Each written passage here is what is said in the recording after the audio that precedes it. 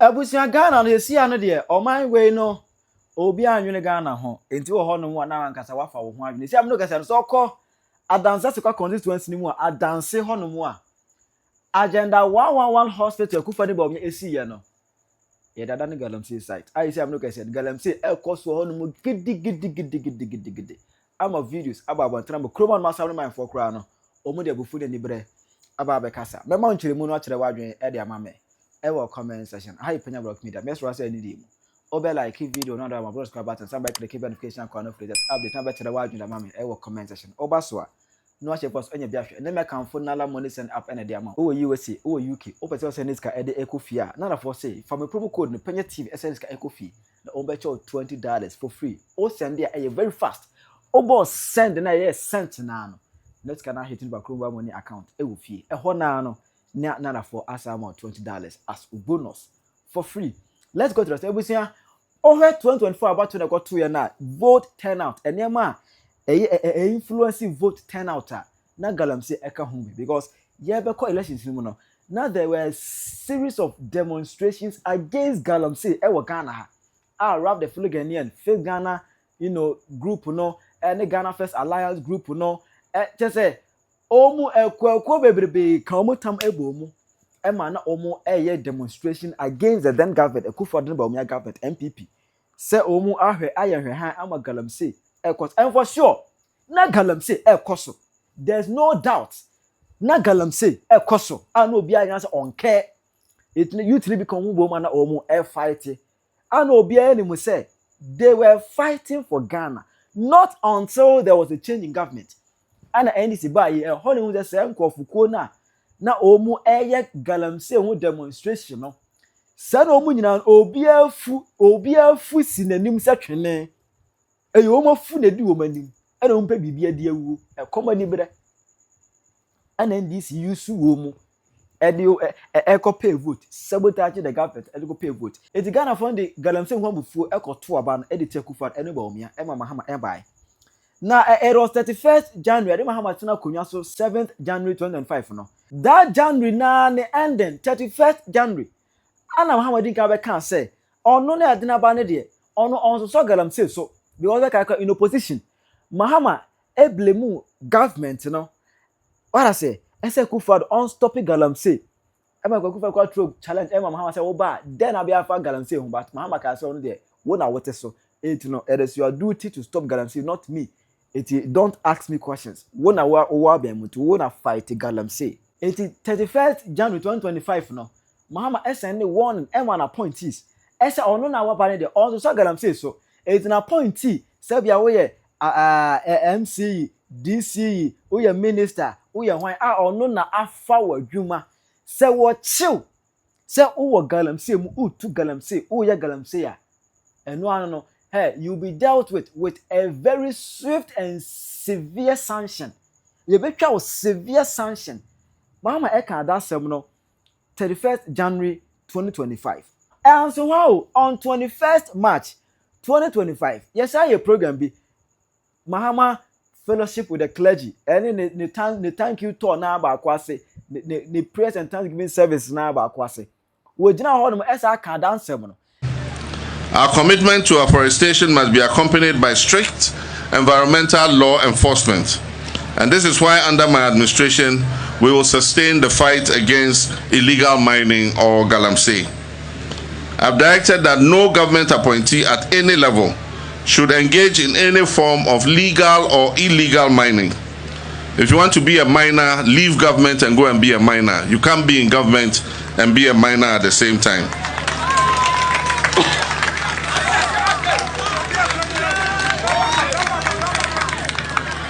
And I wish to reiterate that any government appointee found violating this directive will face swift and severe sanctions, including possible removal from office. As an appointee, or better say we to galamsey no. Or no any ye. Am I who say Mahama book be aba Mahama first 120 days social contract. How will be say kunya so name obey the first 120 days. Emma Oko option 19 na ewom say ban all illegal mining activities. Just say obe put ban on all illegal mining activities. Na say Ghana for Penyah Mahama mu ni just o ne Mahama obey there. Galamsey etu obetwa. E ma be ka kwa na o position ka so no ba what AI artificial intelligence and be fight Galamsey. Na say and we as say what AI what it's the Mahama say or the AI and be fight Galamsey. Na say e make sense e toss mu e ja obi e twen how a o see the AI e be fight Galamsey. That was ya boy na say Mahama so I start hante o ma no mutu Galamsey but e hu say chama wontumi kwan nipa ya hante no ama say ya tete chama wontumi ya e di abesi ne na emu an ba say some of the appointees in 2025 elumi say Mahama appointees in despite Mahama no job dwa kire Ghana for no promise of the ba 31st January and 21st March say na appoint obachi say to Galamsey no be sanction no elumi say Mahama appointees ni bi to Galamsey Emma 2006 rebusia Mahama nkasa e be admit e say some of na appointees ni bi are into Galamsey. Final one is illegal mining. Illegal mining has eaten into the fabric of our society, and I must say that it is not only a menace to our society, but it has involved a circle of traditional rulers, political party appointees and everything. And so even when one party changes, those who were running some operation who went to one party will go to the next party and say, oh, now that you have come and take over this operation and let's share, and we too will be getting small. This is what we're doing. And so I don't kid myself that we don't have our own people involved. And the work of the NIMOS is not easy. They go to a community and the chiefs, the youth, and everybody come out and resist them. And so I didn't kid myself that we will be able to win that fight overnight. But we cannot relent. We must continue. And it doesn't help when we have crisis in the cocoa industry. The low price that was paid to cocoa farmers made some of them give up their farms for gold mining. And so we had hoped that with a stable cocoa price and farmers earning more, they'll find that keeping their cocoa farms is more important than selling it for gold mining. Unfortunately, the cocoa price has crashed, and we've tried to maintain the price higher than our neighboring countries. What we have to do is to make sure that there's no smuggling into our country, because then what it means is with our price we'll be subsidizing the Cote d'Ivoire farmers and other farmers.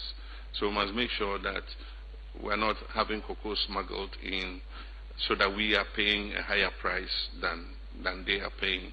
We're hoping that it will stabilize with the new automatic mechanism we're coming with, so that farmers know that they're getting 70% of the price. So if they take their calculator and they calculate 70% of the international commodity price and do the exchange rate in cedis, the farmer will know how much he's getting instead of a producer price being announced.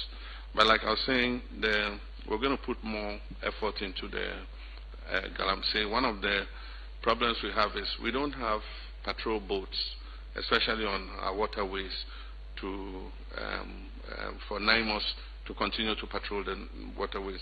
So in many cases, you see them in local canoes. You know, some have outboard motors, sometimes they are paddling. I mean, Ankobra is 100 and something kilometers. If you enter a canoe, how much of Ankobra can you police? And so with the collaboration of the Finance Minister, the Ministry of Defense and Ministry of Interior Police came with some requirements that they need, you know, for patrolling the water bodies, and then equipment they need to maintain. They need tents for the forest reserves. Once they've cleared the Galamsey operators, they need to have tents where they can camp the soldiers and have kitchens where they can cook their food and all that kind of thing. So we're working with the Minister of Finance to be able to maintain that. Now, you know one thing that me and Mahama enya adwene say 2025 Mahama beka say 2024 campaign time waka say omo ayachi wo, because that time there had been an arrest yakopai scatter illegal mining site bi am yakocheche boys bi ekogun mu Mahama ka say woman na ya chwo no gum ne de omo no nyom na ye campaigns na campaigns na kasa etifie campaigns na kasa wa aban mu omo na o say ko pe omo chi omo na ya chwo ne de omo ya just boys omo go deeper ito bo beja omo ana Mahama say ka say now point is ni bi are into galamsey but obeka ne saa Mahama obeka ne saa without any strict sanction so obeka say ye chira point TV obe sanction no obe ya press conference we no o ka ne saa wanya hwiamfa ho na emu ana ko ba ye se okọ Adansi Asokwa constituency ne mu a Kumasi Ashanti region ho no mu a galamsey course Adansi Asokwa ma ebe topic for discussion na emu ana epu mu no me hu se youth bi efra Adansi Asokwa no ebe ye video na o ka se galamsey course for ho na nyame adoma ju mu kra no o be a very serious demonstration wo kro ni mu Ebusuafo se o Adansi mem na wutie mi a eye Adansi Asokwa constituency mpanifo si adehye anko a akwadwane se adehye anko a akwadwane de make ni nyina ne se 2 months yewo April May June ye be the biggest demonstration e wa Adansi Asokwa constituency. I will be leading that demonstration. This is an emergency trip for me to come to Ghana. Emergency trip for me to come to Ghana for the biggest demonstration at Adansi Asokwa constituency. This video, if you see this video, you can share this video to the Member of Parliament, Mr. Gordon. You can share this video to the DCE. You can share this video to the constituency executives. You can also share this video or tag Dr. Frank Amwakohine and the NDC chairman of Ashanti region. Because charity begins at home. If you are 2 years, abontin so phone to me to Anti-galamsey na koso Adansi Asokwa. Se oma fefa na se no mu de wura Adansi aboabo number 2 dia. Omoma yenhu politicians a omudi galamsey nanim na yenhu se aban panimfo na asoma China fo no so omubetu galamsey cause yente ne panin se muda se mobeba betu galamsey wo bi krom na se bi omobema ye peanuts na mode asay asase na momode dankran no mode da Kumasi the youth na mo Adansi aboabo no muntie ne ye mumubi mo wiawie universities Mumubi mawiwe SS ebinimu hoso ewo Kumasi ni Accra mumbisa Accra asase se yesen mumbisa Kumasi asase se yesen iti yese mukro na mamono nti da dachi wentumi anto asase wa akwantu mu a uba wukro ma asase ni ho so ati ase nti sa mo betena ho e ma sampanifo kakra bi na o makwaje buamu ade amakwan so mo nsay asase no one demonstration no ye hiti bodjesangwa hinkro se bodjesangu mpanifo ahemfo ni nim bi a omombra out omunim hu bi so a omombra out politicians MP DCE so omunim hu bi a omu make sure say 2 months way omu fan seize galamsey na ekoso Adansi aboabo no enye sa the next demonstration and I said the next by June it will be the biggest demonstration with Adansi Memu, and I'll be leading and frontlining the demonstration. I'll be financing that demonstration. I'm telling you, I'm not lying to you. See, to me, 2 gold will be chromudia. And yet, I'm on for concession. I can say, my near yentu, young copper yentu, near Cassia fancy chili crony because ye need nim crony problem. So I bind say, on trying to name the chrono, and ya quine my yet, on yensu my yet, on my Messi hospital my idea, and your mama ya quine near Casa. Yeni ankasa yenjiji scambum se 1 billion yen fanko high excavator ni fambe 2 gold no ni fancy esi kuro no yen tira ho ma China ni mfini krom e ma metuko agudie wo krom ho e ma ye just 25,000 Ghana cedis na uzi asa no kre asa agro asampa now no okọ Adansi Asokwa constituency ni mu ha baby akufo ne ba omia omunya nsam omuye agenda 11 hospital esiye as a hospital is about 80% complete. Anka Mahama betwas kakra bi be hihye mu kakra bi anka ya wie. Omu I ignore omu eja no ho.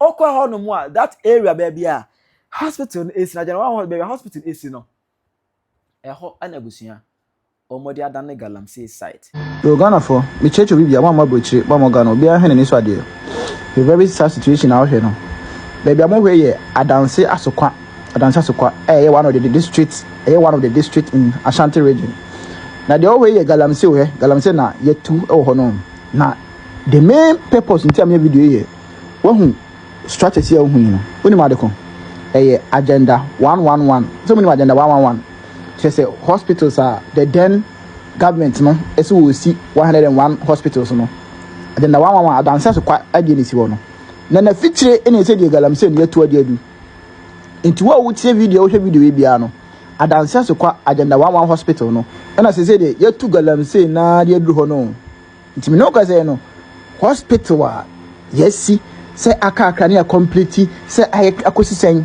me no ka say galamsey and yetu a de abeto hospital say enye agenda 111 bi mo agenda galamsey because hospital no ho an yetu galamsey de abedo de akodu hospital no yedi hospital inside no we nyina ekoso eguso koso and the MPP yetu galamsey this government e ba no so ba be solve galamsey ono dey say hospital na yesi kwa na say nkofo na etu a na omede koto hospital no agenda 111 e wo Adansi Asokwa Ashanti region one of the district in Ashanti region enti Ghana for de ekoni o oman no de adu no oman e de tumi amomo nyina ntimi nye oman hwe ye ntimi solve problem bia omo di problem wo e ka ho hwe hospital ni simwa mu no e na hwe bia yetu galamsey adu e say this administration omo tu galamsey na de adu hospital ni chen e di ko ra agenda 111 hospital ni inside o oh de ekoso e wa Ashanti region Adansi Asokwa and this also be solve galamsey no hwe de ekoso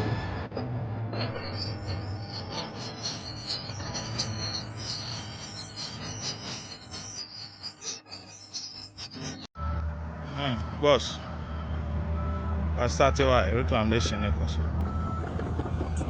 Starting to our Hanum say.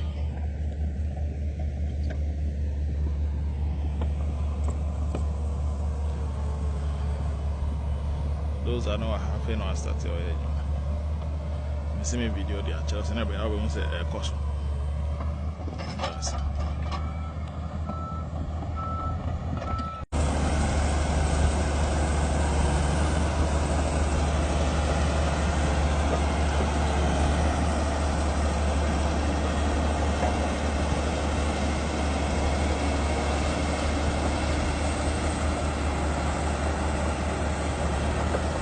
I'm a crew for us family member crown abecha na adwen afa ho friend Ajikum honorable Ajikum me ya summary man e wo Bodjusango na emfa ho ne aban a owo so se niam bi e koso na se enya e wo se ye sekere na ye ka efri se oman ne kan ko ni mpuntuo ana ye hwe de ekoso wo na nsem e wo ye mpatamu ha that is ye se galamsey bi e koso me amedi mandi ko ekohwe na baby galamsey ne koso no menua tan abufu agenda 111 a yesi ye a eya yare sabia ye de beboa Adansi Asokwa ne mpatamufo no saa dan na chi anna ye di saa galamsey no eja ye pre-ben penifo ko busa wo mu a asamo mo ka chanse nu nti na ye to abama aban ne baaye eti galamsey ne de omubedi ase ye kafo akire ka chanse dan no kro mu bedwuragu no matu o mo gala o mu wi o ma fere na de oso mo ye no ho o ma ya man ye nhwe de ekoso wo mantam a se sia de ye ni tumi bia wo mantam a amanyofo na fa mantam ha se de o mo pe no mo ye galamsey atwa ye ho asia ye nsu da ha nyina asai o mo sam boy president enu tin ye to abama president because president say ye bo say oba o mo ayachi wo mo kro be yi wo mo amoma ba ye o mo guarantee se and galamsey ni de ye ya obi anu obetimi aka ho asem to wo yetima amuni na so ko hu a na eja waka wanu atum dedicated ye nyanta mi fra Adansi Asokwa me hawa ewo se sia me ye ba tan na ma me ye mo hyehye na me da sole a me da me na ye wo Adansi Asokwa na ni hospital kese bia eti nyame adawro ma aban a obetwa mu no we ye na dwe se agenda 11 wo be ma bi nso aso Adansi Asokwa fo so ampa wo de sia yoyo seminu mienu bakọ hɔ a yɛbɛhu sɛ dan no akɔ animu paa de a wasa aban ne yɛ no watimi ayɛ akɔ no yɛnkɔda nsɔre a sɛsɛ agenda 11 no ɛma so deɛ ba yɛ galamsey empo sabai badum ye bie hospital ne mayenia na ye kwa wo afise ho no mo no obi a wani Adansi Asokwa bia nim sansu kase a ye fre ni Jimi ada ho enu mu nso no mu di galamsey no etiese si ye kwa wo na dwunsu asese sane wo man mu se eto a ye ne aye kwa wo ye ne aye yale ye ne ye kotodwomabuo ehefa ane ye befa Midin de akɔsɛ yiwa me kasa free Adansi Asokwa. Mia me de mani akɔhwe. Esan sɛ ɛbɛn a police for office, assemblies for assembly nsuni, court nine ni, agenda 11 nsuni. Empo ya clinic ya edinkan, modinkan ya ma ye ne a ayalefo ne apemfo timi kom. Kwaje ayaresa, ɛbɛn hɔ pɛ na nanom ye srɛ mo. Mumpiem na na maye hu bibi man. Ɛnti saa de a ebetimi aka ade asamu so bi so anamu nim ho so. Now you know, member of parliament, our honorable, honorable Godwin Animili. Animili, or NDC ni, say, enye ne government, yeah that hospital in Tino, Animili and Fanaho. Young friend to get them saying, Sero, and Yanasem. MC or ho, enye ne government, and a starting in the young to get them saying, Sero, and Yanasem. The Ashanti Regional Minister, Dr. Frank Amakohene, and your government, and a year deal with any young friend to get and say, Sano, and your wasem. There be not a TikTok, a year content creation. Me, I'm regional minister, no. And your government, and they see this hospital in the end, you took them to Sano Corner. You are pretending, say, oh, who you won't take a gram, say, across your area, Hormo, on your way. Now, regional minister, now, not all your regional minister, and say, I was away. I'll be asking Sebe. Chirawa Mame, comment section. Hi, Penyah Media. Accra.